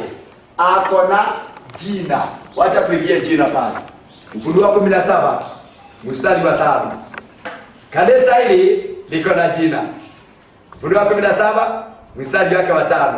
Biblia inasema hivi: na katika kipaji cha uso wake alikuwa na jina limeandikwa la siri, Babeli mkuu, mama wa makahaba na machukizo ya nchi. Sikia ndugu na mtazamaji, kanisa hili la Kirumi, mwanamke ukahaba ako na jina, anaitwa Babeli mkuu, mama wa makahaba na machukizo ya nchi. Yaani kanisa hili la Kiroma linaitwa Babeli mkuu, mama wa makahaba na machukizo ya nchi. Kwa nini tena linaitwa Babeli? Usije ukasahau neno hilo Babeli ndio haya ambao tuliona ufalme wa kwanza ulioitwa ufalme wa Babeli, ufalme wa Nebukadneza. Kwa nini linaitwa Babeli? Maana ya neno Babeli ni nini? Ukisoma kitabu cha Mwanzo 11 mstari wake wa 9, neno Babeli inamaanisha confusion, machafuko. Kwa hiyo lugha nyingine ni kanisa ambalo limechafua dunia nzima. Na ni kweli, ndio maana mstari wa 5 ikasema anaitwa Babeli mkuu, mama wa makahaba na machukizo ya nchi. Yaani limeharibu dunia nzima. Ndio limeharibu dunia nzima, likitumwa na shetani. Usikose nitakapofika hiyo unabii wa mnyama huyu. Utakuja kuona maneno hayo kindani zaidi. Sikia ndugu na mtazamaji. Yaani anaitwa machukizo ya nchi. Amechukiza dunia yote, ameharibu dunia yote. Ndio maana anaitwa Babeli, machafuko. Tena anaitwa mama wa makahaba. Kwa nini kanisa hili la Kiroma linaitwa mama ya makahaba? Limezaa watoto kwa njia ya ukahaba, ndio maana anaitwa mama wa makahaba. Hosea 2 fungu la 2 mpaka 4. Kitabu cha Hosea inazungumzia kwamba mama imezaa, ndio. Hosea 2 mstari wa 2 mpaka 4, Biblia inasema hivi: ni Mungu akiongea na watoto wa mwanamke kahaba ambao ni makanisa ambayo amezaliwa na Roma, anasema hivi: msiini mama yenu, msiini, kwa maana yeye si mke wangu, wala mimi si mume wake. Na yaweke mbali mambo ya uasherati wake, yasiwe mbele ya uso wake, na mambo ya uzinzi wake yasiwe kati ya maziwa yake. Nisije nikamvua nguo zake akawa uchi, nikamweka katika hali aliyokuwa nayo siku ya kuzaliwa kwake, na kumfanya kama jangwa, na kumweka kama nchi kame, na kumfisha kwa kiu. Fungu la 4, naam, sitawaonea rehema watoto wake, kwa maana ni watoto wa uzinzi. Sikia ndugu na mtazamaji, Biblia inapozungumzia mwanamke ukahaba, anaitwa mama wa makahaba. Na kanisa limezaa watoto kwa njia ya ukahaba. Na hata Hosea akaonyeshwa kanisa ya Kirumi limezaa watoto wengi, makanisa mengi kwa njia ya ukahaba. Na Mungu akasema hata hurumia watoto. Makanisa ambayo wamezaliwa na Roma hata hurumia. Kwa nini? Biblia inasema bado wamezaliwa kwa njia ya ukahaba, wamechukua tabia mama yao. Tutajuaje hii makanisa? Na ni kweli hata ile kanisa linajivuna, maana limezaa watoto wengi. Ukisoma hata kitabu cha Ufunuo 18, usome fungu lake la kwanza mpaka 7, utaona yeye kanisa hili linasema alitaona huzuni, maana yeye si mjane. Kwa hivyo mwanamke yule anasema si mjane, amezaa watoto na bado anaendelea kuzaa. Kanisa hili Roma linafurahi sana, maana lina watu wengi, lina makanisa mengi ambayo limezaa kwa njia ya ukahaba. Makanisa hii ya Roma ni gani na tutawajua namna gani? Ezekieli 16 mstari wa 44. Ezekieli 16 mstari wake 44. Ezekieli 16 mstari wa 44, Biblia inasema hivi: tazama, kila mtu atumiaye medali atatumia midali kinyume chako, akisema, kama mama ya mtu alivyo, ndivyo alivyo mbele yake, as the mother as the daughter. Kama vile hii msemo wa Zungu anasema, kama vile mama yuko ndivyo binti yake yuko. Kumbe watoto wa mwanamke kahaba tutawajuaje? Neno la Mungu linasema wako na tabia ya mama yao Roma, wako na tabia ya Roma. Swali, tabia ya Roma ni gani ambao watoto wake wamechukua? Angalia, tabia ya Roma ni gani? Kitabu ambacho ni cha Danieli 7. Kwenda Danieli 7. Fungu lake la 23 mpaka 25. Usije ukasahau hiyo ni unabii wa kanda ambayo ilipita hapo nyuma ya kanda ya 4. Tulipokuwa tunaangalia mnyama huyu wa 4 na pembe hizi 10 na hiyo pembe ndogo. Sikia mpenzi. Danieli 7 mstari wa 3 mpaka mstari wa 5. Akanena hivi, huyo mnyama wa 4 atakuwa ni ufalme wa 4 juu ya dunia, utakao kuwa mbali na falme zile zote, nao utakula dunia yote na kuikanyanga na kuivunja vipande vipande. Na habari ya zile pembe 10, katika ufalme huo wataondoka wafalme 10, na mwingine ataondoka baada ya hao, naye atakuwa mbali na hao wa kwanza, naye atawashusha wafalme watatu. Mstari wa 25. Naye atanena maneno kinyume chake aliye juu, naye atawadhoofisha watakatifu wake aliye juu, naye ataazemu kubadili majira na sheria, nao watatiwa mikononi mwake kwa wakati na nyakati mbili na nusu wakati. Unabii wote tunazungumzia katika kanda ya 4. Kidogo tu niguze pale. Biblia inasema Danieli akaambiwa mnyama wa 4 atakuwa na ufalme wa 4 juu ya dunia, ambao tuliona ufalme wa Kiroma. Mnyama wa 3 ni ufalme wa Kigiriki. Tukaona mnyama wa pili, ufalme wa pili, ufalme wa Medo wa Jerumani na Persia. Lugha ya leo tuliona ni Iraq na Iran. Mnyama wa kwanza, ufalme wa kwanza kutawala dunia, ufalme wa Babeli. Angalia pesa. Sasa katika mnyama huu wa ufalme wa Roma, akaambiwa kutatokea na pembe 10 ambao ni wafalme 10 watakao tokea na pamoja na falme zao. Kama vile tuliona katika hii sanamu, vidole hizi 10 ni mgawanyiko wa ufalme wa 4. Wewe tuliona katika Danieli 2 fungu la 40 na 41. Ufalme huu ndio wa Kiroma ukagawanyika katika serikali 10 za Europa na ndio serikali 10 za Ulaya, yani France, England, Portugal, Italy, Germany, Switzerland, Spain, Erudi, bado na Ostrogothi. Serikali 10 ndio hizi pembe 10 ama vidole 10. Baadaye Danieli akaonyesha kuna pembe nyingine itatokea ambayo tuliona serikali ya mpiga Kristo, ndio serikali ya Vatican iliyotokea Roma. Na serikali ikawa tofauti na zingine, kama vile iko tofauti na zingine hata leo. Maana Vatican ni serikali na Vatican ni kanisa, na yule atatawala hiyo serikali ya Vatican ni kiongozi wa kanisa ya Kiroma. Sikia mwana mtazamaji, ndio maana sasa tukasikia mfalme huyu akaonekana atafanya mambo 4. Danieli 7:25 imesema atatukana Mungu, atese watu wa Mungu na ageuze majira na sheria za Mungu. Kombe tutajua watoto wa mwanamke kahaba kwa njia gani? Kwa njia ya kufuata sheria za mama yao Roma badala ya kufuata sheria za Mungu. Ni Wakristo na makanisa ambao wako duniani wamekataa sheria za Mungu 10 na badala yake wanafuata sheria iliyoletwa na mama yao Roma. Sheria gani? Tuliona vile mamlaka ya Roma iligeuza sheria moja kati ya amri 10. Na sheria gani tuliona Roma iligeuza? Unabii wa Danieli ukatimia. Kitabu ambacho ni cha Ezekieli. Ezekieli 22. Tuende kitabu cha Ezekieli 22. Ni sheria gani ambayo mamlaka ya Roma iligeuza na watoto wake wanafuata? Na ndio maana wanafuata Roma badala wafuate sheria za Mungu. Katika amri za Mungu kuna sheria moja inaongea kuhusu ibada. Sheria ya Mungu ya 4 inasema kuhusu ibada. Ibada kuabudu. Angalia, inapatikana kitabu cha Kutoka 20 fungu la 8 mpaka 11. Hiyo ndio amri ya 4. Mamlaka ya Kirumi ikageuza. Na ilipogeuza kupitia kwa mfalme aliyetokea tuliona anaitwa Konstantino, mwaka wa 321 AD, akaleta ibada ambayo ilikuwa ni ibada ya wapagani, ibada ya Waroma. Walikuwa wajui Mungu. Waisraeli ndio walikuwa wanajua Mungu ya kweli. Ibada ya Waroma ya kuabudu Mungu jua, sun god, ikaletwa duniani na Julius Caesar aliandika kalenda akaita Sunday, ibada ya Jumapili. Angalia, Sabato ya Mungu, siku ya saba, siku ya Jumamosi ikakanyagia chini. Angalia katika Ezekieli 22 mstari wa 26. Makuhani wake wameharibu sheria yangu, wametia unajisi vitu vyangu vitakatifu.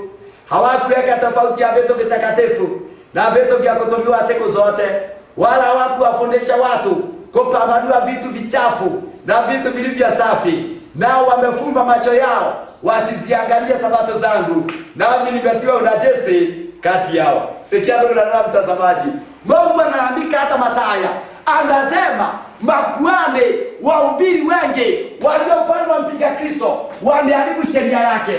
Na sheria gani wameharibu? Na hao ambao ni watoto wa mwanamke kahaba wameharibu sheria ya Mungu. Wahubiri wengi, makuhani wengi, viongozi wengi wa kanisa wameharibu sheria ya Mungu. Sheria gani? Biblia inasema hawafundishi watu sheria ya Mungu ya Sabato. Wamefunga macho yao wasiangalie sabato ya Mungu. Na Biblia ikasema vile wamekataa sabato ya Mungu, Mungu ametiwa unajisi kati yao. Sheria moja kati ya Molekome iliyoazimiwa kugeuzwa Roma ni sheria ya ibada ya siku ya saba, siku ya Sabato. Kumbe nimejua sasa, kumbe mamlaka ya Kirumi ikaasimu kuanza sheria mpya ya ibada, sheria ya Sabato, na ikaleta nini? Ikaleta nini? Ezekieli 8 fungu la 15 na 16. Mamlaka ya Roma ikaasimu kuanza Sabato mwaka wa 321 AD. Pembe ndogo hii mfalme aliyetokea Roma katika serikali ya Vatican ikaasimu kuanza Sabato, na ikaleta kanisa la kwanza kuabudu Jumapili ambao ni kanisa hili la Kiroma. Sikia Ezekieli 8 fungu la 15 16. Akaniambia, mwanadamu, umeyaona haya? Utaona tena machokezo makubwa kuliko hayo. Akanileta mpaka ua wa ndani wa nyumba ya Bwana, na tazama, mlangoni pa hekalu la Bwana kati ya ukumbi na madhabahu walikuwako watu kama 25 wamelipa kisogo hekalu la Bwana, na nyuso zao zimeelekea upande wa mashariki, nao wanaliabudu jua kwa kuelekea upande wa mashariki. Hapo sikia tu na mtazamaji, Ezekieli akaonyeshwa watu kama 25 zamani hizo wamekataa hekalu la Mungu, wamekataa kanisa la Mungu, wameipatia kisogo. Kisogo ni sehemu ya nyuma. Hawataka kanisa la kweli ya Mungu siku ya saba, siku ya Sabato, siku ya Jumamosi kama leo. Biblia inasema hata leo siku ya saba ni siku ya Jumamosi, hata kwa mujibu wa Biblia, hata kwa mujibu wa kalenda, hata kwa mujibu wa dictionary.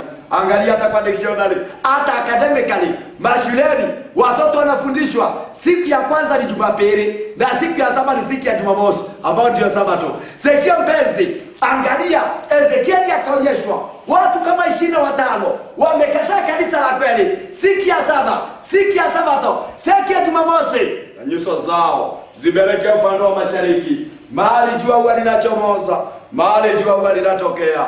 Na Ezekieli akaonyeshwa watu wakiabudu jua kwa kuelekea upande wa mashariki. Ibada ya Mungu jua, Jumapili, Sunday, sun, nejua, day, nezeko, sun, day, seko ya jua ikaletwa duniani. Mamlaka hii ya Kirumi tukaona ikaleta ibada ya siku ya jua, siku ya Jumapili duniani. Ikawa kanisa hili la Kirumi ndilo kanisa la kwanza duniani kukataa mpango wa Mungu wa kushika amri 10 na amri ya 4 ikiwa ndani inayotukumbusha kuabudu siku ya saba ya Sabato. Roma ikageuza amri ya 4 ya Sabato na ikaleta siku ya kwanza ya juma duniani. Angalia mpenzi, watoto wake nao wana tabia kama ya mama yao. Angalia tani ndio mpenzi, kitabu ambacho Ezekieli ametuambia 16:44, watoto wake wako kama yeye. Watoto wa Roma nao wana tabia gani? Ni nani sasa? Ndio ile makanisa ambao wamekataa sheria Mungu ya ibada ya Sabato, siku ya saba Jumamosi, na wanaabudu siku yake ya Jumapili, siku ya kwanza ya juma. Angalia Isaya 30 mstari wa 9 na wa 10. Isaya 30 mstari wa 9 na mstari wa 10 inasema hivi. Isaya 30 mstari wa 9 na 10 inasema, kwa maana watu hawa ni watu waasi, watoto wasemao uongo, watoto wasiotaka kuisikia sheria ya Bwana, wawaambia waonaji msione, na manabii msitawi unabii wa mambo ya haki. Tuambieni maneno laini, ombeleni maneno yadanganyayo. Angalia ndugu na mtazamaji, watoto wa Roma ni nani? Biblia inasema vizuri, ni wale wamekataa sheria ya Mungu, hawataki sheria ya Mungu. Jambo la pili, hawana unabii wa haki. Au utakuta unabii kama Mungu wa Biblia hakuna. Sheria za Mungu hakuna. Wamekataa sheria ya Sabato. Na hakuna unabii wa haki. Unabii kama Mungu atacha Danieli na Ufunuo hakuna. wamebaki na unabii uongo. Watu angaangaliwa tu, nasikia mtu angalia nimeonyeshwa yaani watu wanabaki na unabii uongo, unabii kutabiri. Kama ni kitu kimetokea, kama ni tetemeko la ardhi limetokea, unaanza kusikia mtu akisema nilikuwa nimeonyeshwa kutatokea, yaani anatabiri unabii ambao umetimia. Si unabii unakuja hakuna. Ndio hiyo unaona watu wanapiga Roho ameniambia, Roho amenionyesha wewe Jerry utaolewa na Kamau. Angalia unabii uongo, yaani wanatabiri unabii uongo, si unabii wa Biblia hakuna. Sikia jambo lingine, Biblia ikasema, wanasema hivi, Isaya 30 ikasema hivi, tuambieni maneno la hili, ubireni maneno ya danganyayo. Ndio wanataka mambo la Israeli. Yes, pigia yes, lokia yes. Kama unapenda Yesu sema amen, amen. Kama unapenda Yesu piga makofi, makofi. Kama unapenda Yesu imba domboro, domboro, domboro. Ndio hiyo unaona. Unasikia kama unapenda Yesu peperusha vitambaa. Ndio hiyo. Hiyo imehubiri uongo, angalia. Angalia. Hiyo ndio watu wanataka. Injili la Israeli, Baba Yesu anasema ati the Bible says, Biblia inasema yes, na kuongea kwa lugha ambayo tutakuja kuona usikose katika mikanda itakayofuata. Lishwa, Bible, kanda, sikulema, lishwa stamina wa Texas, na watu wakitopa mateke na kuuliza, usikose utakapofika hapo mbele. Utaona wakati utafika hapo mbele utasikia hiyo maneno yote, hiyo maroho, na ni maroho ya kimashetani ambayo imejazwa katika dunia na watu wamelevwa na hawajui. Sikia mpenzi, watoto wa mama kahaba wamekataa sheria za Mungu, tena wanataka mambo la ilaini yanayodanganya. Ndio hiyo unasikia mtu akisema kama unapenda Yesu sema amen, amen. Kama unapenda Yesu piga makofi. Watu wanapiga makofi na kuruka na kucheza, wakati Biblia inasema hivi. Usoma Yohana Injili 14 mstari wa 15, Yesu anasema mkinipenda mtazishika amri zangu. Kupenda Yesu si kuruka, si kupiga makofi, si kusema amen, si kuimba domboro. Biblia inasema kupenda Yesu ni kushika amri zake 10, ikiwemo amri ya 4 ya Sabato inayotuigiza na kutuagiza tupumzike siku ya saba, siku ya Jumamosi. Na Yakobo 2 mstari wa 10 anasema ukivunja moja umekosa yote. Kwa hivyo mtu yote amevunja sheria moja, hata kama ni ya Sabato, amekataa pumziko la siku ya saba ya Sabato, siku ya Jumamosi anaabudu Jumapili, siku ya kwanza ya juma iliyoletwa na mamlaka ya Roma, mwanadamu mtu huyo ana sheria moja na hakuna kupenda Yesu hapo. Maana Yohana wa kwanza 2 mstari wake wa 3 na 4 inasema kupenda Yesu ni kushika amri zake, na ikasema mtu yote anasema napenda Yesu na ashiki amri zake 10, Sabato ikiwa ndani. Biblia inasema huo ni mwongo na ukweli hakuna ndani yake. Na hiyo Yohana wa kwanza 2 mstari wa 6 ikasema yeye ambaye anakiri anajua Yesu lazima aenende vile Yesu alivyoenenda. Yesu alikuwa anaenda kanisa gani? Luka 4 fungu la 16. Yesu alikuwa anaenda kanisa la Sabato, hakuwa anaenda kanisa la Jumapili. Sikia ndio unaona mtazamaji, Luka 4:16 inasema akaenda Nazareti hapo alipolelewa, na siku ya Sabato akaingia katika sinagogi kama ilivyokuwa desturi yake, akasimama ili asome. Ndio unaona mtazamaji, ilikuwa ni desturi ya Yesu, mwokozi wa maisha yako na mwokozi wa maisha yangu na dunia kwa jumla, kwenda kanisani kila siku ya Sabato. Sio Jumapili, sio Ijumaa, sio siku yoyote, siku ya saba, siku ya Sabato. Usikose maneno hayo kindani zaidi tutakapoendelea. Kombe watoto wa mama kahaba ni makanisa ambao wamekataa sheria za Mungu na wanafuata sheria mambo ya Roma. Ndio maana wanaabudu Jumapili iliyoletwa Roma. Serikali ya mpiga Kristo iliyotokea Roma ikageuza ibada ya Mungu ya siku ya saba ya Sabato na ikaleta Ukristo wa uongo duniani, ambao ndio Ukristo ambao watu wanaabudu Jumapili siku ya kwanza badala ya siku ya saba kulingana na amri ya Mungu. Kombe ndio Yesu alizungumzia pia habari yake katika Marko 7. Na ndio maana huyu mama anaitwa kahaba tuliona. Maana ameacha neno la Mungu, ameacha hata sheria za Mungu wapenzi. Jambo la huzuni sana, watu wengi duniani wanafuata mpinga Kristo badala ya kumfuata Yesu. Marko 7 mstari wa 6 mpaka 9. Akawaambia, Isaya alitabiri vyema juu yenu wa unafiki, kama ilivyoandikwa, watu hao uniheshimu kwa midomo, ila mioyo yao iko mbali nami. Nao wananiabudu bure, wakifundisha mafundisho yaliyo maagizo ya wanadamu. Mafundisho gani? Mstari wa 8 na 9. Nenye mwaiacha amri ya Mungu na kuyashika mapokeo ya wanadamu. Akawaambia, vyema mwaikataa amri ya Mungu mpate kuyashika mapokeo yenu. Sikia, angalia ndugu na mtazamaji. Yesu akaona wanafiki, hypocrite, Wakristo wa uongo wangatokea duniani, na Wakristo wengi ni wanafiki. Sijui ndugu na mtazamaji kama wewe uko katika kikundi hiki.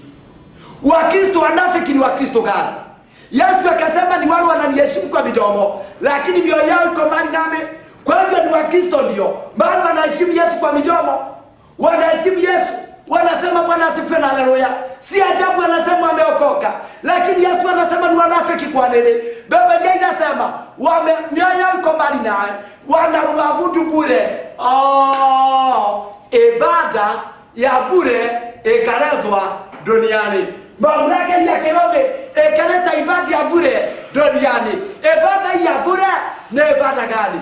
Yesu akasema, ninyi mwaiacha amri ya Mungu na kushika mapokeo ya binadamu. Akawaambia, vyema mwaikataa amri ya Mungu mpate kuyashika mapokeo yenu. Kumbe ibada ya bure ndio hiyo iliyoletwa na Roma. Watu wamekataa amri ya Mungu moja, kama vile tumeona Ezekieli 22 mstari wa 26 imesema amri ya Sabato. Wamekataa amri moja katika amri 10. Sheria ya 4, amri ya Sabato. Badala ya watu waabudu siku ya 7 ya Sabato, siku ya Jumamosi, watu wanaabudu Jumapili, siku ya kwanza ya juma, Sunday, badala ya the seventh day, Saturday. Na watu wamejidanganya na kujifanya kuweka Ukristo, lakini Ukristo wa uongo.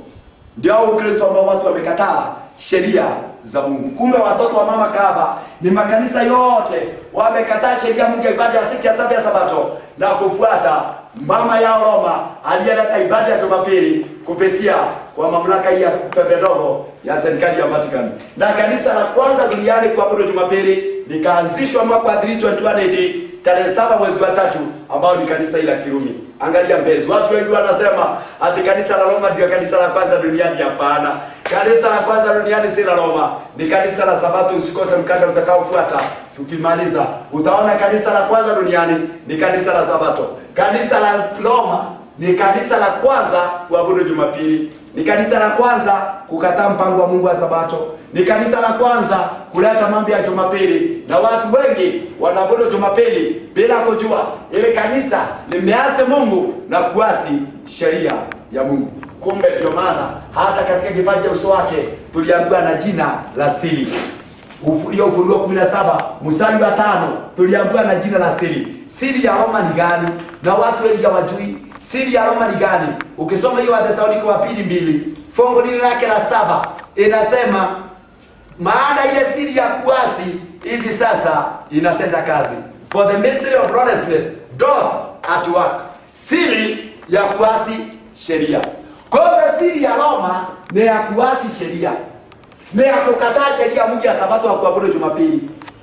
Na tuliona tena liliondoa sheria Mungu ya pili inaongea kuhusu sanamu. Na ndio maana ndani ya kanisa limejaza masanamu. Na wengine pia watoto wake wamejaza masanamu. Kombe siri ya Roma ni kukataa sheria za Mungu. Sio hiyo peke yake. Tuliambiwa na kikombe ameshika mkononi wake. Na Ufunuo 17. Ufunuo 17 fungu lake la 4 na 5 inasema hivi, na mwanamke yule alikuwa amevikwa nguo ya rangi ya zambarau na nyekundu, amepambwa kwa dhahabu na kito cha thamani na lulu, naye alikuwa na kikombe cha dhahabu mkononi mwake kilichojawa na machukizo na machafu ya uasherati wake. Kombe mwanamke yule alikuwa amevaa nguo. Angalia, nizungumzie nguo za mama na nizungumzie kikombe kabla tujamaliza. Jambo la kwanza, kikombe. Alikuwa na kikombe cha dhahabu kimejaa machukizo na machafu ya uasherati wake. Kwa nini? Hiki kikombe ni nini?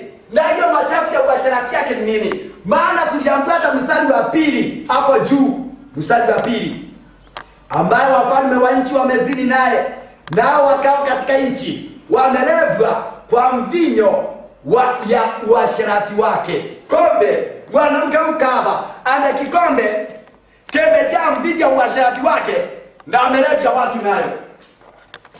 Mvinyo hii ni nini? Mbele roho imejaza kwa hiki kikombe, na imelevya dunia nzima, na watu wengi wamekunywa, wamelewa. Mvinyo wa mwanamke kahaba ni nini? Yeremia 51 mstari wa 6 na 7. Yeremia 51 mstari wa 6 na 7. Mvinyo wa mwanamke kahaba ni nini? Sikia kitabu cha Yeremia 51 mstari wa 6 na 7, inasema hivi: Kimbieni kutoka kati ya Babeli. Sikia ndugu na mtazamaji, mwito ambao Mungu anakuita wewe pamoja nami na dakika hii. Anatuambia hivi, tukimbie tutoke Babeli. Babeli gani? Babeli ya Ufunuo 17. Maana tulisikia mwanamke anaitwa Babeli Moko. Babeli tuliona inamaanisha machafuko. Na kanisa ambalo limechafua dunia nzima. Tutoke katika mchafuko wa kiroho. Machafuko hii wa kidini ambao uliletwa mamlaka hii ya Kiroma. Biblia inasema, kimbieni kutoka kati ya Babeli, kila mtu na ajiokoe nafsi yake. Kila mtu na ajiokoe nafsi yake. Mwito ambao tunaitwa na tukimbia tutoke Babeli. Babeli ya Ufunuo 17. Machafuko hiyo ya kiroho yaliyoletwa na Roma. Na Biblia inasema kila mtu ajiokoe nafsi yake. Hakuna kungojeana. Wewe ujiokoe nafsi na mimi nijiokoe. Nimetangulia kuambia mimi nazaliwa familia ya Catholic huko kwetu Meru. Baba na mama walikuwa ni wa Roma. Lakini ilipojua ilikuwa hivi, nikakimbia nikatoka Babeli. Niokoe nafsi yangu. Maana Biblia inasema kila mtu ajiokoe nafsi yake. Hapa hakuna kungojeana, la haswa. Hakuna kungojea mke wako, hakuna kungojea mume wako, hakuna kungojea wazazi wako, hakuna kungojea watoto wako. Biblia inasema hakuna hata kungojea mpenzi wako. Kila mtu ajiokoe nafsi yake. Usingojee rafiki yako. Ukipokea ukweli huo, wewe ndugu na dada mtazamaji, Mungu amekujalia kupokea ujumbe huu, mkanda huu. Neno la Mungu linakuita mwito Masaya. Linasema ukimbie utoke Babeli. Mafundisho ya uongo ya mwanamke kahaba, na ujiokoe nafsi yako. Kwa nini? Sikia. Wale watu watakatalia kutoka katika hiyo mafundisho ya uongo na ibada hizo za uongo zilizoletwa mamlaka hii ya mpinga Kristo. Mwisho wao ni nini? Ninaanza tena, inasema hivi, hiyo Yeremia 51 liko fungu la 6 na 7. Kimbieni kutoka kati ya Babeli, kila mtu ajiokoe nafsi yake, msikataliwe katika uovu wake, maana ni wakati wa kisasi cha Bwana, atamlipa malipo. Biblia inasema kila mtu ajiokoe nafsi yake, msikataliwe mbali katika uovu wake.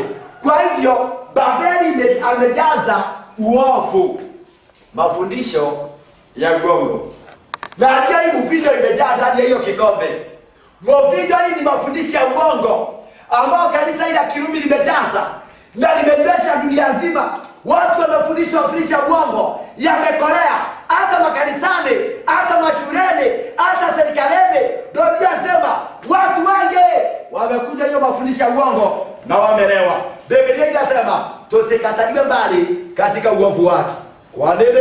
Maana ni wakati wa kisasi cha Bwana, atamlipa malipo. Usikose wakati itakuwa namalizia unabii mfululizo wake Mungu akijalia. Utaona watu wanaenda kupokea hii alama yake ya namba 666.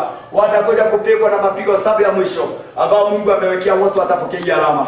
Mungu amewekea Babeli, mwanamke kahaba, na wote ambao watapokea hii alama yake wamewekewa mapigo 7 ya mwisho. The 7 last plague za Ufunuo 16. Mapigo 7 yatapigwa na wote watapokea hii alama na wataendelea kukatalia Babeli. Biblia inasema atalipwa malipo. Malipo hayo na atachoma, na mwisho wake ni kuchoma moto. Sikia mpenzi, fungu lake la 7.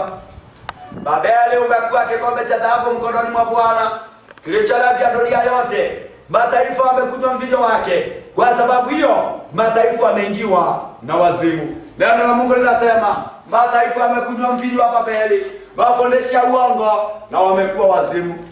Ndio watu anasema mweke mbali kama peponi. Ndio unasikia mtu akifa, mtu anasema ati ni Mungu amemuita, kana kwamba Mungu ni Mungu wa wafu. Marko 12:27 inasema Mungu si Mungu wa wafu.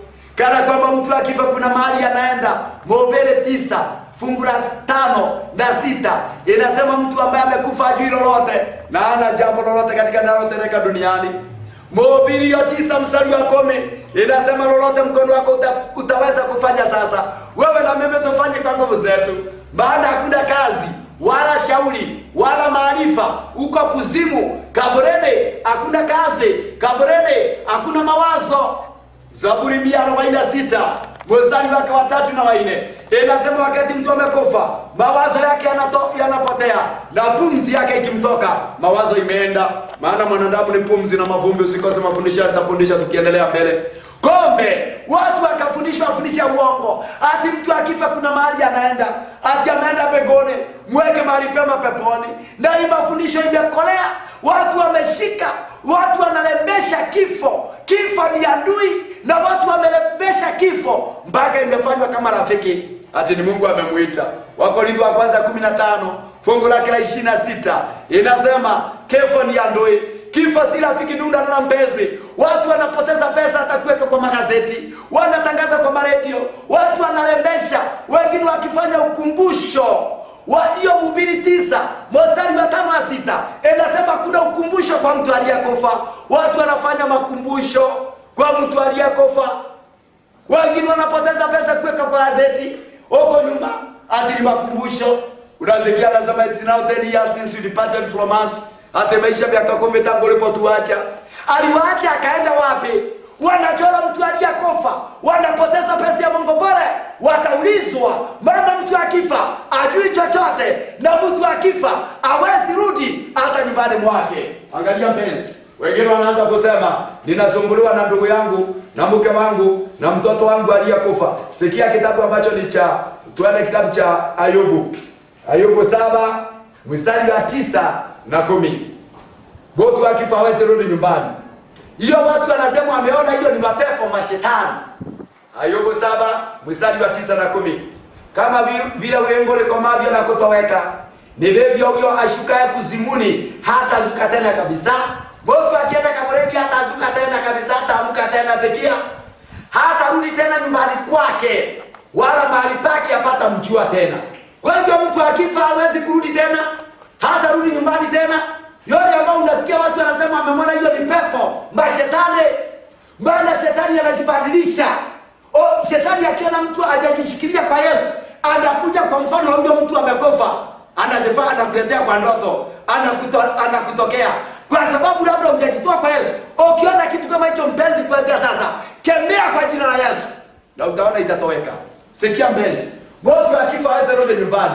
Kitabu cha Zaburi 6 mstari wa 5 inasema hivi: maana mautini hapana kumbukumbu lako, katika kuzimu ni nani atakaye kushukuru? Kwa hivyo kaburini hakuna kukumbuka Mungu, hakuna. Saa hii ndio wakati wa mtu kufanya uhusiano wake. Wewe ndio unataka mtazamaji, hii ndio wakati ambao ufanye uhusiano wako na Mungu, na mimi nifanye uhusiano wangu na Mungu. Kaburini hakuna kushukuru Mungu, hakuna kumbukumbu, hakuna kuwaza, hakuna. Saa hii wewe na mimi tunaanza kutobu. Saa hii ndio wewe na mimi tunaanza kusifu Mungu. Saa hii ndio wewe na mimi tunaanza kutangaza neno la Mungu kama vile tunavyotangaza. Saa hii ndio wewe na mimi tunaanza toa pesa yako isaidie hata ujumbe kama utolewe kutenda kwa haraka na ufikie watu. Siuandike hata hiyo namba ambayo iko hapo kwa screen 0712 40 58 79. Hiyo namba ya Mhubiri. Saa hii ndio ukitaka hata ujumbe uende haraka, unaweka pesa yako hata kwa M-Pesa usaidie kazi ya Mungu, ujumbe kama utolewe. Na sio upeke yake, kuna mwingine mwingi ambao unahitajika utolewe. Watu wafundishwe. Unabii bado utakuwa bado isha. Tunamaliza tuingia mwingine na tuingia ta doctrines, mafundisho ya ambayo ni ya kiinjili. Tuingia katika injili doctrines zenyewe. Mambo ni mengi yanahitajika itolewe haraka. Ni wakati kama unaanza tukoza Mungu kwa fedha zako, unaanza tukoza Mungu kwa ajili ya kutoma msaada, usaidie kazi ya Mungu, jumbe uende haraka, utolewe haraka na kwa ajili ya utukufu wa Mungu. Maana Ufunuo 14 fungu la 13 inasema heri wale wanaokufa ndani ya Yesu tangu sasa, maana asema Roho matendo yao yafuatana nao. Matendo mazuri mtu anatenda akiwa hai ndio atabaki kuhubiri. Ni wakati kama huu unaona mkanda kama huu, unaweza jitoa kwa Mungu, kujitoa kwa Yesu, usimame imara katika ukweli. Kujitoa hata kwa hali na mali, kujitoa hata kuhubiri ujumbe kama huo, kujitoa hata kwa fedha, unasaidia kazi ya Mungu iende, mikanda mingi ipatikane, pesa zipatikane, mikanda mingi kama hii tena itolewe kwa haraka. Angalia ndugu na mtazamaji, ni wakati kama huu Mungu anahitaji uweze kumtukuza hata kwa hali na kwa mali yako. Mautini hakina kumbukumbu. Angalia mpenzi, kombe mvinyo ndani ya mwanamke kahaba ni mafundisho ya uongo ambalo kanisa hili la Kirumi limeleta duniani, na watu wamekunywa kama hiyo kwa moto Jumapili, na hata hiyo akisema mtu akifa anaenda mbinguni. Hiyo yote ni kinyume cha Biblia, yote yakaletwa na huyu. Tukimaliza tulisikia mwanamke huyu amevaa nguo za nguo nyekundu na nguo ya zambarau. Angalia mpenzi, Ufunuo hiyo 17 ilisema, na mwanamke yule alikuwa amevikwa nguo ya rangi ya zambarau na nyekundu. Nguo ya zambarau na nyekundu ni nguo ambayo ndio official clothing ya viongozi wa kanisa la Kirumi. Lazima kiongozi wa Roma avae hizo nguo ya zambarau na nyekundu. Hii ndio official clothing ya kanisa hilo la Kiroma. Lazima avae nguo ya zambarau na nyekundu. Hiyo linen hii ndio official clothing ya kanisa hili la Kirumi, ambayo dada ilikuwa inavaliwa na makuhani. Ukisoma kitabu cha Kutoka 28, soma fungu la kwanza mpaka fungu lake la 7 pale, utaona mpaka fungu hata la 4, utaona Mungu alikuwa ametoa nguo official ya makuhani ambao walikuwa wanafanya katika kazi ya hekalu. Ilikuwa ni Aroni na watoto wake walikuwa na nguo official ya kuhani. High priest, kuhani mkuu, alikuwa na nguo ya nyekundu na ya zambarau. Maana yake ni nini? Roma nayo ikaonekana nguo nyekundu ya zambarau. Maana yake ni nini? Kazi ya ukuhani Roma inaendesha duniani, kazi ambayo tumeona ya kuombea watu na kupatanisha watu na Mungu, ikaendeleza na inaendeleza hata leo kazi ya ukuhani, kuombea watu. Na ndio maana amevaa nguo ya kiukuhani, anaendeleza kazi ya ukuhani, kupatanisha watu na Mungu, kazi ambayo ni Yesu mwenyewe anatufanyia. Waebrania 8 fungu la kwanza. Waebrania 8 fungu lake la kwanza inasema namna hii: basi katika hayo tunayosema, neno lililo kuu ndilo hili, tunaye kuhani mkuu wa namna hii, tunaye kuhani mkuu wa namna hii, aliyeketi mkono wa kuume wa kiti cha enzi cha ukuu mbinguni. Angalia, Biblia inasema kuhani wetu mkubwa ni Yesu na ako mbinguni. Lakini kanisa inaendeleza kazi ya ukuhani, ndio hiyo kazi ya kupatanisha watu na Mungu, kazi ambayo Yesu alimaliza msalabani na akasema imekwisha, hakuna kuchinja kondoo na mbuzi. Ndio maana unaona kanisa hili la Roma linaendeleza kazi ya ukuhani, na ndio maana lina nguo ya nyekundu na ya zambarau, nguo official ya ukuhani. Na kazi ya ukuhani iliisha, sasa linafanya hiyo kazi. Na sio hiyo peke yake, ndio unaona hata mapadri waliokuwa duniani walikuwa na kile kinaitwa chetezo. Hii ambao unaona mafadha ama mapadri wa hilo kanisa wanazungusha. Hiyo chetezo ilikuwa katika inafanywa na kuhani aliyekuwa anapatanisha watu zamani hizo kabla Yesu azaliwe. Angalia, hiyo chetezo ndio hiyo kitu ambao Waroma unaona viongozi wa kanisa hiyo wako nalo, ambao wakifanya hivi kinatoa moshi.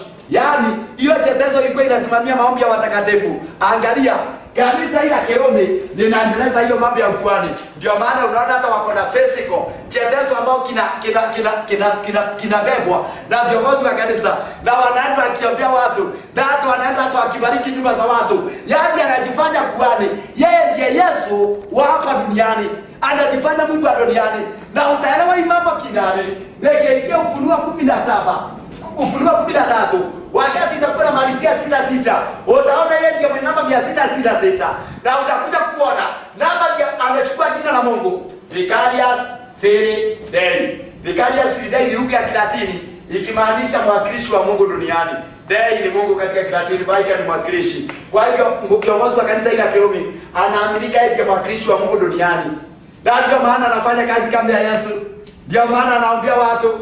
Ndio maana anabariki nyumba za watu na hiyo chetezo. Kazi ambayo Yesu alimaliza na kazi ya ukuhani ikaisha. Niombe langu na kwamba Mungu akubariki ndugu na mtazamaji mpaka wakati tutakapoingia tena katika mkanda wa 6. Mungu atubariki. Tunaomba. Baba, tunakushukuru kwa ujumbe ambao umetujalia. Bariki msikilizaji na hata nami mnenaji, na utusaidie kusimama imara kipindi hiki. unapotuandaa kwa ujumbe mwingine kupitia Yesu Kristo tumeomba tukiamini. Amen.